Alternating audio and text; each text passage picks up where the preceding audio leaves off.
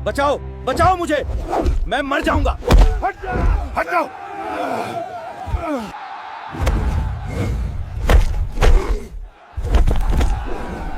अगर तूने इसे काबू कर लिया तो मैं तुझे 10 करोड़ दूंगा।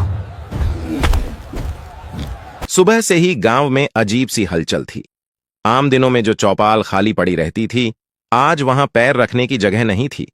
ढोल बज रहे थे, लाउडस्पीकर पर आवाज गूंज रही थी और दूर दूर से लोग जमा हो रहे थे। वजह साफ थी, गांव के सबसे अमीर आदमी का बैल। वही बैल जिसे आज तक कोई काबू में नहीं कर पाया था। बैल कोई साधारण जानवर नहीं था। काला, ऊंचा, भारी शरीर वाला। उसकी गर्दन इतनी मोटी कि रस्सी भी छोटी लगती थी। आंखों में अजीब सी आग थी। कहते थे उसने 2 लोगों को घायल कर दिया था। मालिक का ऐलान था, जो भी इस बैल को काबू करेगा उसे बड़ा इनाम मिलेगा। रकम सुनकर लोगों की आंखें चमक उठी थीं। भीड़ के एक कोने में एक लड़का खड़ा था। उम्र करीब 15 साल। नाम था राघव। कंधे पर बोरी लटकी थी, हाथ में लोहे की टोंटी। सुबह से कूड़ा बीन रहा था। जहां शोर दिखा वहीं रुक गया। उसकी नजर बैल पर नहीं, उस बैनर पर थी जिस पर इनाम की बात लिखी थी। राघव के दिमाग में वही एक चेहरा घूम रहा था। उसकी मां, कमजोर, पीली पड़ी, खांसती हुई। पिछले कई महीनों से बीमार थी। दवा अधूरी, इलाज अधूरा। डॉक्टर ने साफ कहा था, अगर सही इलाज नहीं हुआ तो हालत बिगड़ सकती है। राघव जानता था, कूड़ा बीनकर वह दवाइयों का खर्च भी पूरा नहीं कर पा रहा। कई रातें ऐसी गईं जब मां ने अपनी दवा उसे खाना खिलाने के लिए छोड़ दी। मैदान में पहलवान उतर रहे थे, एक एक करके। कोई ताकत लगाता, कोई रस्सी डालने की कोशिश करता। हर बार वही नतीजा। बैल उछाल देता, जमीन पर पटक देता। भीड़ पहले हंसती, फिर डर जाती। राघव सब देख रहा था, बहुत ध्यान से। बैल की चाल, उसके रुकने का तरीका, उसकी सांसें। उसके पिता की बातें उसे याद आ रही थीं। पिता अब इस दुनिया में नहीं थे, लेकिन गांव में जानवरों को संभालने के लिए जाने जाते थे। वो कहते थे, जानवर को हराने की जरूरत नहीं होती, उसे समझना पड़ता है। राघव की मुट्ठी अपने आप भींच गई। उसने कदम आगे बढ़ाया। लोगों ने उसे देखा और हंस पड़े। अरे, ये तो कूड़ा बीनने वाला है, भाग जा यहां से, बैल तुझे कुचल देगा। राघव सीधे बैल के मालिक के सामने पहुंचा। धीमी लेकिन साफ आवाज में बोला, मुझे एक मौका दीजिए। मालिक ने उसे ऊपर से नीचे तक देखा। फटे कपड़े, गंदे पैर, कंधे पर बोरी। गुस्से में हंसा। अगर तूने बैल काबू कर लिया ना तो मैं तुझे 10 करोड़ दूंगा। भीड़ ठाके मारकर हंस पड़ी। राघव ने कुछ नहीं कहा। उसकी आंखों में डर नहीं था, बस एक जिद थी। और यहीं से शुरू होने वाली थी एक ऐसी कहानी जिसे गांव कभी भूल नहीं पाता। मैदान में अचानक सन्नाटा छा गया। जो हंसी कुछ देर पहले गूंज रही थी, वो अब धीमी पड़ने लगी। राघव को अंदर जाने की इजाजत मिल चुकी थी।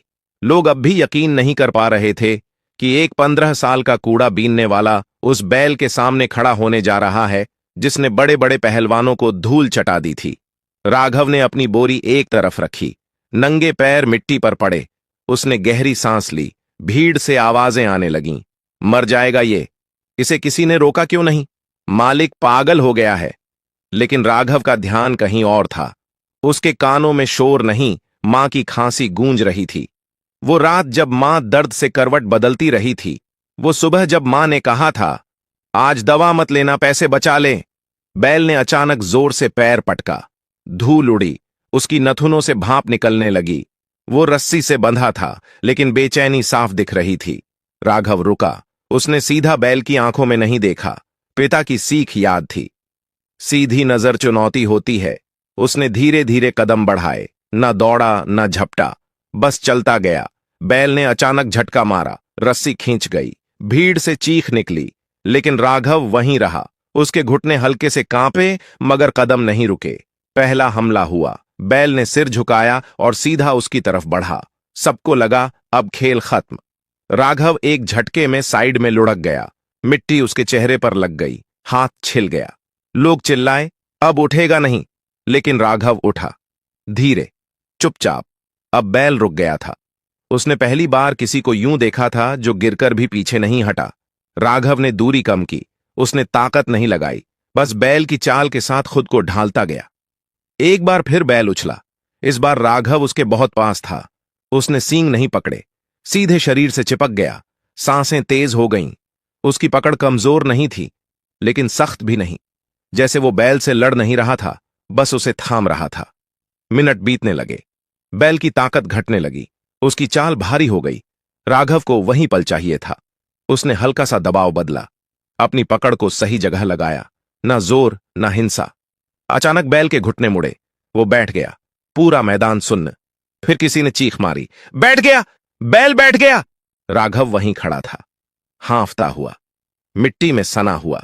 लेकिन अब कोई उसे कूड़ा बीनने वाला नहीं देख रहा था। अब सब एक ही बात समझ चुके थे, ये लड़का मामूली नहीं है। और अभी असली लड़ाई बाकी थी। कुछ पल तक मैदान में कोई आवाज नहीं आई, जैसे सबकी सांसें एक साथ थम गई हों। फिर अचानक शोर फूट पड़ा। तालियां, चीखें, सीटियां। लोग एक दूसरे को धक्का देकर आगे आने लगे। देखा, कूड़ा बीनने वाले ने कर दिखाया। अरे ये तो चमत्कार है। राघव वहीं खड़ा था। बैल अब शांत था, सिर झुकाए बैठा हुआ। राघव ने धीरे से उसकी गर्दन थपथपाई। उसके अंदर कोई जीत का घमंड नहीं था, बस एक सुकून था। मालिक आगे आया, चेहरे पर हैरानी साफ थी। वो वही आदमी था जिसने गुस्से में 10 करोड़ कह दिए थे। अब उसकी आवाज भारी थी। सबने देखा, उसने कहा। इस लड़के ने बैल को काबू में कर लिया। भीड़ फिर गूंज उठी। इनाम दो, 10 करोड़ दो। राघव का दिल जोर से धड़कने लगा। उसके दिमाग में अस्पताल की सफेद दीवारें घूम गईं। डॉक्टर की आवाज, इलाज जरूरी है। मालिक ने राघव को पास बुलाया। नाम क्या है? राघव। उम्र? 15 साल। ये सुनते ही कुछ लोग आपस में देखने लगे। मालिक का चेहरा बदला। उसने गला साफ किया। देखो, वह बोला, तूने कमाल किया है, इसमें कोई शक नहीं, लेकिन बात इतनी सीधी नहीं है। राघव की धड़कन तेज हो गई। क्यों? उसने पूछा। तू नाबालिग है, इतनी बड़ी रकम सीधे देना? वो रुक गया। भीड़ में फुसफुसाहट फैल गई। कुछ बोले, ये क्या बात हुई? जीत तो उसी की है। राघव का गला सूख गया। उसने हिम्मत करके कहा, मुझे पूरे पैसे नहीं चाहिए। सब चौंक गए। बस इतना दीजिए। उसकी आवाज कांप गई, कि मेरी मां का इलाज हो जाए। मैदान फिर शांत हो गया। अब कोई हंसी नहीं थी, कोई मजाक नहीं। मालिक ने राघव को देखा। पहली बार उसे सच में देखा। तेरी मां बहुत बीमार है, राघव बोला। मैं कूड़ा बीनता हूं, इतने पैसे नहीं हैं। कुछ देर तक कोई कुछ नहीं बोला। फिर मालिक ने कहा, हमें सोचने का वक्त दो। राघव का दिल बैठ गया। उसे लगा शायद सब यहीं खत्म हो जाएगा। वो चुपचाप वहां से निकल गया, सीधे अपनी झुग्गी की तरफ। अंदर मां लेटी थी, सांस भारी, आंखें बंद। राघव उसके पास बैठ गया। मां का हाथ पकड़ा। मैं जीत गया मां, उसने धीरे से कहा। मां की आंखें खुलीं, कमजोर सी मुस्कान आई। मुझे पता था, उसने कहा। तेरे पापा तुझ में हैं। राघव की आंखों से आंसू गिर पड़े। उसने कुछ नहीं कहा, बस मां का हाथ थामे रहा। उसे नहीं पता था कि कल क्या होगा, पैसे मिलेंगे या नहीं, इलाज होगा या नहीं। लेकिन एक बात साफ थी, वो पीछे नहीं हटेगा, क्योंकि उसने सिर्फ बैल को नहीं, अपनी किस्मत को भी पकड़ लिया था। अगली सुबह राघव की आंख बहुत जल्दी खुल गई।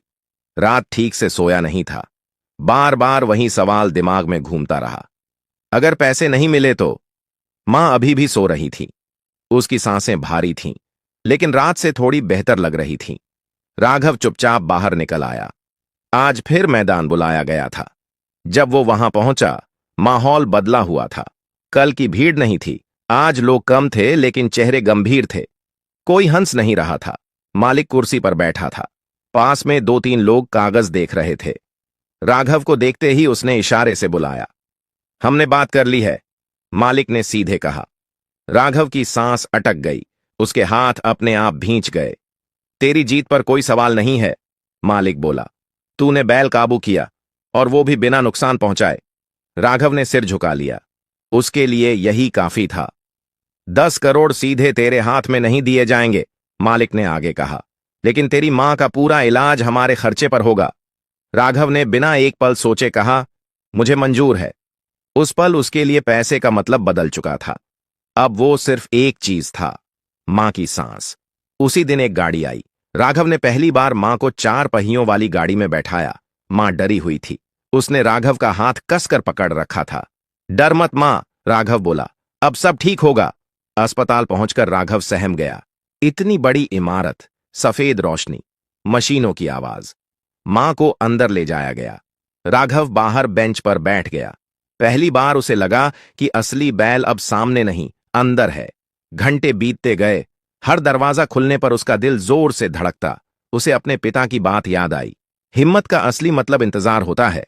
आखिर डॉक्टर बाहर आए। राघव दौड़कर खड़ा हो गया। ऑपरेशन करना पड़ेगा, डॉक्टर ने कहा। हालत नाजुक है, लेकिन उम्मीद है। राघव ने सिर हिलाया। आंखों से आंसू बह रहे थे, लेकिन आवाज नहीं कांपी। ऑपरेशन शुरू हुआ। राघव फर्श पर बैठ गया, हाथ जोड़ लिए। आज पहली बार उसने भगवान से कुछ मांगा। कई घंटे बाद दरवाजा खुला। डॉक्टर बाहर आए। ऑपरेशन सफल रहा है। राघव वहीं बैठ गया, जैसे सारी ताकत निकल गई हो। उसकी आंखों से आंसू बह रहे थे, लेकिन ये डर के नहीं थे। कुछ देर बाद उसे मां के पास ले जाया गया। मां बेहोश थी, लेकिन चेहरा शांत था। राघव ने उसका हाथ पकड़ा। मैं यहीं हूं मां, उसने धीरे से कहा। उस पल राघव जान गया था, वो सिर्फ बैल नहीं जीत कर आया था, वो जिंदगी जीत लाया था। और अभी कहानी खत्म नहीं हुई थी। अब अगला मोड़ उसका इंतजार कर रहा था। अस्पताल की खिड़की से सुबह की धूप अंदर आ रही थी। राघव कुर्सी पर बैठा मां को देख रहा था। मशीनों की धीमी आवाज अब डरावनी नहीं लग रही थी। हर बीप उसके लिए एक राहत थी। मां की आंखें धीरे धीरे खुलीं। राघव तुरंत उठ खड़ा हुआ। मां! उसकी आवाज कांप गई। मां ने उसे देखा। कमजोर सी मुस्कान आई। मैं यहीं हूं बेटा। राघव की आंखों से आंसू बहने लगे। हां मां, आप ठीक हो जाओगी। डॉक्टरों ने कहा कि इलाज लंबा है, दवाइयां, देखभाल, समय, लेकिन खतरा टल चुका था। कुछ दिन बाद वही मालिक अस्पताल आया। इस बार उसके चेहरे पर घमंड नहीं था, सम्मान था। राघव, उसने कहा, हमने तय किया है कि इलाज के बाद तेरे लिए एक घर भी लिया जाएगा। राघव चुप हो गया। उसे समझ नहीं आया क्या कहे। झुग्गी में रहना अब ठीक नहीं, मालिक बोला। तूने जो किया वो किसी कीमत से बड़ा है। राघव ने पहली बार खुलकर रो दिया। उसने कभी घर का सपना नहीं देखा था, सिर्फ मां को जिंदा देखने का। कुछ हफ्तों बाद मां को छुट्टी मिल गई। वो अपने पैरों पर चल पा रही थी, थोड़ी धीमी लेकिन मजबूत। नया घर छोटा था, लेकिन पक्का। छत से पानी नहीं टपकता था, दीवारें हिलती नहीं थीं। मां ने अंदर कदम रखा और रो पड़ी। ये सपना है क्या? राघव मुस्कुराया। नहीं मां, ये आपकी मेहनत है। राघव ने कूड़ा बीनना छोड़ दिया। अब वो काम सीखने लगा। दिन में मेहनत, रात में मां की सेवा। गांव के लोग बदल गए थे। जो पहले नजरें फेर लेते थे, अब नाम लेकर बुलाते थे। लेकिन राघव वहीं रहा, सादा, शांत। एक शाम वो घर के बाहर बैठा आसमान देख रहा था। उसे पिता की याद आई। देखा पापा, उसने मन ही मन कहा। मैं डर नहीं गया। 10 करोड़ अब सिर्फ एक रकम नहीं थी, वो भरोसा थी, इज्जत थी और एक नई शुरुआत। लेकिन जिंदगी ने अभी आखिरी इम्तिहान बाकी रखा था। नए घर में आए अभी ज्यादा दिन नहीं हुए थे। राघव हर सुबह जल्दी उठता, मां के लिए चाय बनाता, दवाइयां देता और फिर काम पर निकल जाता। काम कोई बड़ा नहीं था, लेकिन ईमानदार था। एक बढ़ई के यहां सहायक बन गया था। लकड़ी काटना, औजार पकड़ना, पसीना बहाना उसे अच्छा लगता था। कूड़ा बीनने से बेहतर और आत्मसम्मान से भरा। मां अब घर में अकेली नहीं लगती थी। पड़ोस की औरतें आती, हाल पूछती, हंसी लौट आई थी। लेकिन गांव में हर बदलाव सबको अच्छा नहीं लगता। एक दोपहर राघव काम से लौट रहा था, तभी रास्ते में कुछ जाने पहचाने चेहरे दिखे। वही लड़के जो पहले उसके साथ कूड़ा बीनते थे। आंखों में सवाल था और कहीं कहीं जलन। अरे राघव, एक ने कहा, अब तो साहब बन गया है। राघव रुक गया। ऐसा कुछ नहीं, उसने शांत आवाज में कहा। दूसरा हंसा। 10 करोड़ जीत लिए, अब हमें पहचानने में भी शर्म आती है। राघव को बुरा लगा, लेकिन गुस्सा नहीं आया। उसने सिर्फ इतना कहा, मैं आज भी वहीं हूं। लेकिन बात यहीं खत्म नहीं हुई। अगले कुछ दिनों में बातें फैलने लगीं। लोग कहने लगे, किस्मत से जीत गया, बच्चा था इसलिए दया मिल गई, वरना औकात क्या थी। ये बातें राघव तक पहुंची। मां ने भी सुनी। एक दिन मां ने कहा, बेटा, लोगों की बात दिल पर मत लेना। राघव ने सिर हिलाया, लेकिन अंदर कुछ टूट रहा था। उसने बैल को काबू किया था, लेकिन लोगों की सोच नहीं। उसी बीच गांव में फिर हलचल हुई। किसी दूसरे गांव से एक जंगली बैल भागकर आ गया था। खेत उजाड़ रहा था। लोग डर गए थे। पंचायत बैठी। नाम आया राघव का। कुछ बोले वो कर सकता है, कुछ बोले एक बार किस्मत थी। राघव चुपचाप सुन रहा था। मां ने उसकी तरफ देखा। मत जा, उसने कहा, अब बहुत कुछ दांव पर है। राघव ने मां का हाथ पकड़ा। अगर मैं नहीं गया, वो बोला, तो लोग हमेशा यही कहेंगे। अगली सुबह वो खेतों की तरफ गया। इस बार कोई इनाम नहीं था, कोई भीड़ नहीं थी, बस डर था। बैल सच में खतरनाक था, जख्मी और ज्यादा आक्रामक। राघव ने वही किया जो जानता था, धैर्य, समझ, हिंसा नहीं। काफी वक्त लगा, लेकिन आखिरकार बैल को जंगल की तरफ मोड़ दिया गया। जब राघव लौटा, लोग चुप थे। अब कोई सवाल नहीं था। मां ने उसे गले लगाया। अब तू सिर्फ किस्मत नहीं, उसने कहा, हिम्मत है। राघव ने आसमान की तरफ देखा। वो समझ गया था, असल जीत बार बार साबित करनी पड़ती है, और अब वो इसके लिए तैयार था। जंगली बैल वाली घटना के बाद गांव में कुछ बदल गया था। अब जब राघव रास्ते से गुजरता, लोग चुप नहीं रहते थे। कोई सिर हिलाता, कोई राम राम कहता और कोई बस दूर से मुस्कुरा देता। यह इज्जत अचानक नहीं आई थी, यह धीरे धीरे बनी थी, बिना शोर के। राघव अब बढ़ई के काम में हाथ सधा चुका था। लकड़ी की खुशबू उसे अच्छी लगने लगी थी। वो दरवाजे बनाता, खिड़कियों के फ्रेम जोड़ता और हर चीज में पूरा मन लगाता। मालिक भी खुश था। इस लड़के के हाथ में सच्चाई है, वो अक्सर कहता। मां की तबीयत अब काफी बेहतर थी। वो सुबह उठकर खुद झाड़ू लगा लेती, चूल्हा जला लेती। राघव जब उसे काम करते देखता तो मन ही मन जीत जाता। एक शाम मां ने कहा, राघव, तूने घर तो ले लिया, अब पढ़ाई का क्या? राघव चुप हो गया। पढ़ाई? उसने कभी इस शब्द को अपने लिए नहीं सोचा था। देर नहीं हुई है, मां ने उसके सिर पर हाथ रखते हुए कहा। तू चाहे तो सीख सकता है। अगले हफ्ते राघव ने गांव के स्कूल में जाकर बात की। हेडमास्टर ने उसे देखा, पहले हैरानी, फिर सम्मान।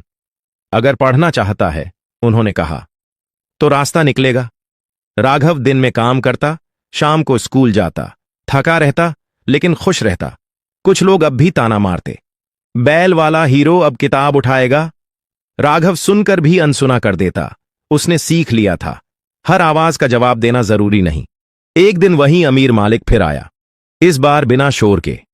राघव के घर बैठा, चाय पी। तूने पैसे नहीं बिगाड़े, उसने कहा, इसलिए मैं तुझसे एक बात पूछने आया हूं। राघव ने ध्यान से सुना। मैं चाहता हूं, मालिक बोला, कि तू जानवरों को संभालने का काम सीखे, लेकिन सही तरीके से, ट्रेनिंग, समझ, जिम्मेदारी के साथ। राघव ने मां की तरफ देखा। मां ने हल्का सा सिर हिलाया। अगर इससे किसी को नुकसान ना हो, राघव बोला, तो मैं तैयार हूं। उस रात राघव देर तक जागता रहा, छत को देखता रहा। उसे लगा जैसे जिंदगी पहली बार उससे सवाल नहीं, मौका पूछ रही है। वो समझ गया था, कूड़ा बीनने वाला लड़का अब सिर्फ अपनी कहानी नहीं जी रहा था, वो रास्ता बना रहा था। और अभी एक आखिरी मोड़ बाकी था, वो मोड़ जहां राघव खुद तय करेगा कि उसकी पहचान क्या होगी। समय अब राघव के लिए भागता नहीं था, उसके साथ चलता था। सुबह काम, शाम पढ़ाई और रात मां के साथ। जिंदगी साधारण थी, लेकिन अब उसमें डर नहीं था। मालिक की मदद से राघव ने जानवरों को संभालने की सही ट्रेनिंग शुरू की। कोई तमाशा नहीं, कोई भीड़ नहीं, बस सीख। वो समझने लगा कि हर जानवर का गुस्सा डर से निकलता है और हर इंसान की ताकत धैर्य से। यही बात उसके पिता ने कभी सिखाई थी और अब वही उसकी पहचान बन रही थी। कुछ महीनों में आसपास के गांवों से लोग आने लगे। कहीं बैल बेकाबू हो जाता, कहीं गाय डर के मारे किसी को पास ना आने देती। राघव जाता, शांत रहता, बिना किसी चोट के काम खत्म करता। लोग उसे अब कूड़ा बीनने वाला नहीं कहते थे, वो कहते थे, वो लड़का जो बिना मारे काबू करता है। एक दिन स्कूल में उसका नाम मंच से बुलाया गया। पहली बार वो मंच पर चढ़ा। पैर थोड़े कांप रहे थे, लेकिन जब उसने नीचे देखा, मां पहली पंक्ति में बैठी मुस्कुरा रही थी। उसी पल राघव को लगा, वो 10 करोड़ उसी दिन जीत गया था, जब मां की आंखों में डर